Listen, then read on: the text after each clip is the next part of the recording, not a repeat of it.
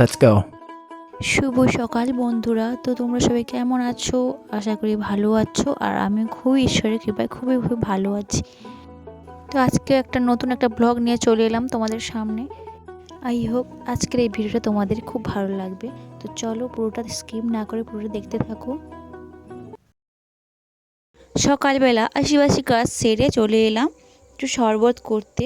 দেখো একটু শরবত করছি।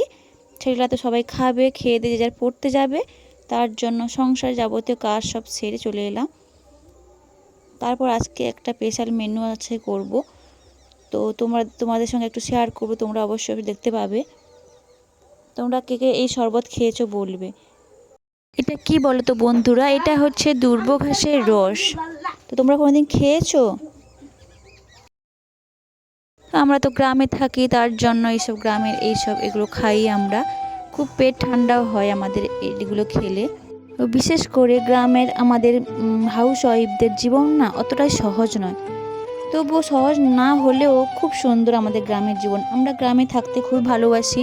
এ দেখো আমার ছেলে তো শরবত খেয়ে নিল, আর একজন তো খাবে না বলে বায়না করছে। এটা নিয়ে বেশ ঝামেলা। দুপুরে খাওয়া দাওয়া সেরে তারপর আবার লেগে পড়লাম কাজে। ছেলেরা তো খাবে বলে বায়না করছে, তার জন্য এই মেনুটা তৈরি করছি। এটা হচ্ছে একটা স্পেশাল মেনু। এটা হচ্ছে ঘরোয়া পদ্ধতিতে একটা মেনু তৈরি করছি। দেখো এটা কি বলো তো বন্ধুরা, তোমরা কি দেখে আন্দাজ করতে পারছো এটা কি হচ্ছে? তো এটা তৈরি করব একটা কেক। দেখতে থাকো। প্রথমে যা যা লাগে আর কি, ময়দা, তারপরে চিনি, ডিম, যা যা লাগে সব উপকরণ দেওয়া হয়েছে। তারপরে একটু ফিটিয়ে নেওয়া হচ্ছে। তারপর একটু লেবুর রস দিয়ে দিলাম। আমরা তো গ্রামে থাকি, তার জন্য একটু কিছু আমাদের বাড়িতে কিছু হলে না খুবই আনন্দ লাগে। তো এখন না আমাদের এখানে প্রচুর পরিমাণে শীত পড়েছে অঘ্রাণ মাসে। তারপর তো আছে পৌষ মাঘ মাস। এই দুটো মাসে তো খুব ভালোভাবে ঠান্ডাটা পড়বে। তারপর দেখো ওইদিকে সব কিছু রেডি করে আবার এখানে চলে এলাম। দেখো এই গামলিতে করে বসানো হবে কেকের উপকরণটা। দেখো গামলির ভিতরে একটু সাদা তেল দিতে হবে, দিয়ে পুরোটা মানে কারো যদি ব্রাশ থাকে ব্রাশ দিয়ে মেখে নেবে। আমাদের বাড়িতে ব্রাশ নেই, তার জন্য একটু হাতে করে মাখিয়ে নিচ্ছি। তারপর মানে এই গামলা সাইজে একটু পেপার কেটে নিয়েছি, ওই পেপারটা এই তেলের মধ্যে দিতে হবে। ঠান্ডা তো বেশ পড়েছে আমাদের এখানে। তারপর মানে মাঘ মাসের দিকে আরও বেশি বেশি করে ঠান্ডা পড়বে, পুরো ঠকঠক করে পুরো কাঁপার মতো শীতটা পড়বে। তো এই ঠান্ডার কারণে না সকালবেলা ঘুম ভাঙতে না খুবই লেট হয়ে যায়। লেট হয় না তো ঘুম ভেঙে যায় 5টার সময়।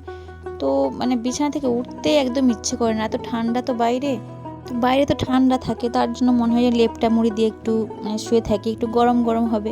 তার জন্য না একটু উঠতে লেট হয়ে যায় আর কি। তো লেট করে উঠলে তো কী হবে বলো তো বন্ধুরা, তো আমাকেই তো একার হাতে সব করতে হবে একার সংসারে। যতই লেট করে উঠি না কেন, তো একার সংসারে আমাকে তো সে একাই তো করতে হবে, তাই না? সব কাজকর্ম তো করতে হবে আমাকে। তো যাই হোক, আর কথা না বাড়িয়ে চলো।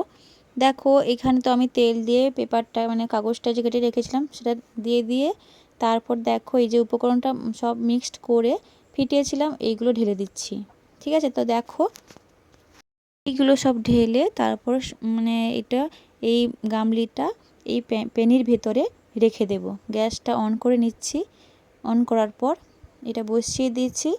তারপর ঢাকনা চাপা দিয়ে দেব, মানে কোনোভাবে যেন বাতাস না বেরোয়। তারপর ঢাকনা চাপা দিয়ে তো 45 মিনিট মতো রাখতে হবে ভেতরে। তারপর এগুলো বসিয়ে দিয়ে আমি তো আবার অন্যান্য কাজকর্ম তো আছে।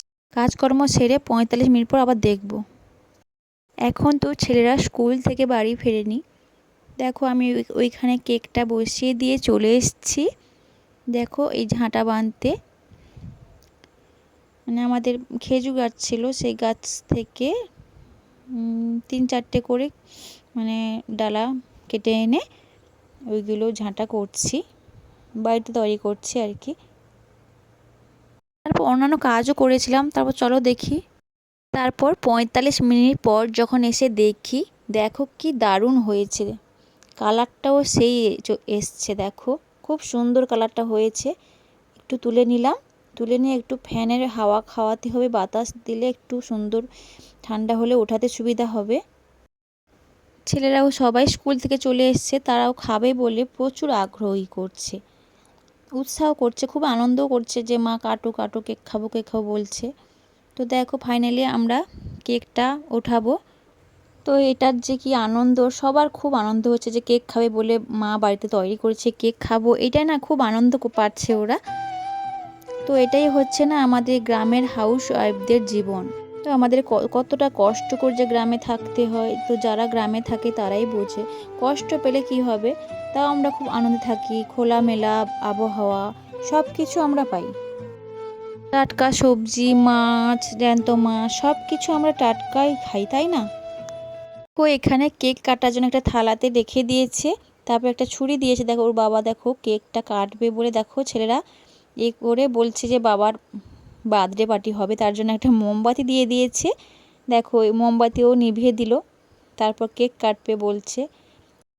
কেক খাওয়ার জন্য না সবাই অস্থির করছে, সবাই খাওয়ার জন্য অতি আগ্রহে ব্যস্ত হয়ে আছে। দেখো কেক কাটা হচ্ছে, পিস পিস করে না কেকটা কেটে নেওয়া হচ্ছে আগে, তারপর সবাই মিলে একটা একটা নেবে।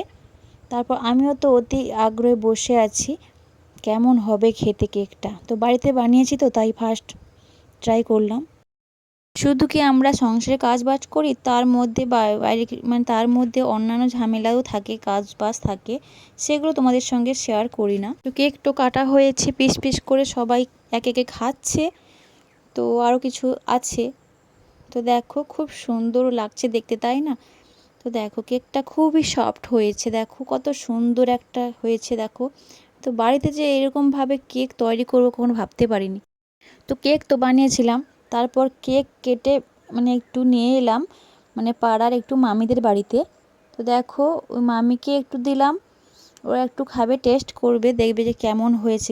সেই তো গল্পে পড়ে গেছি, এতই হাসাহাসি করছিলাম না, মানে খুব ভালো লাগছিল। তো আমরা তো মানে কারোদের বাড়িতে যাই না তেমন একটা, তো একটু কেক বানিয়েছিলাম তার জন্য একটু নিয়ে এলাম।